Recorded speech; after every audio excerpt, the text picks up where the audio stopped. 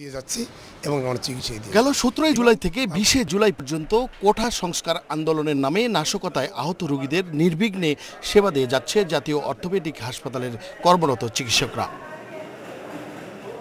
নাশকতায় আহত রোগীরা জাতীয় অর্থোপেডিক হাসপাতালে এসে চিকিৎসা নিচ্ছেন।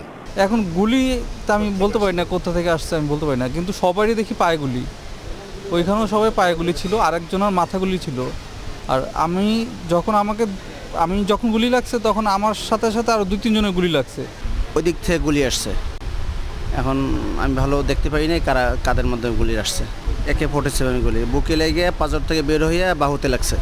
এটা আমি কিছু দেখে হঠাৎ করে আমি পড়ে গেছি, সামনে কোনো পুলিশ ছিল না। এ সময় জাতীয় অর্থোপেডিক হাসপাতালের প্রফেসর ডক্টর জাহাঙ্গীর আলম মনে করেন, আন্দোলনের মধ্যে তৃতীয় কোনো পক্ষ নাশকতায় অংশ নিয়েছে বলেই এসব রোগীরা হাসপাতালে আসছে।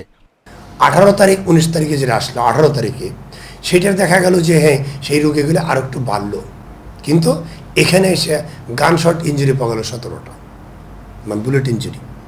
এবং সেই বুলেট আমরা মিলাতে পারি না। এখানে খবর এনে নিউজ আসতেছে পুলিশ গুলি করতেছে রাবার বুলেট, টিয়ার সেল, কিন্তু আমরা গুলি পাচ্ছি, মানে আমরা পেশেন্ট পাচ্ছি মানে একদম গানশট। এতে ধারণা হয় যে না, এই পুলিশের সাথে যে মুখোমুখি সংঘর্ষ এর বাইরেও ভিতরে কোনো ঘটনা ঘটছে। মন্ডলের নাম, এশিয়ান টেলিভিশন, ঢাকা।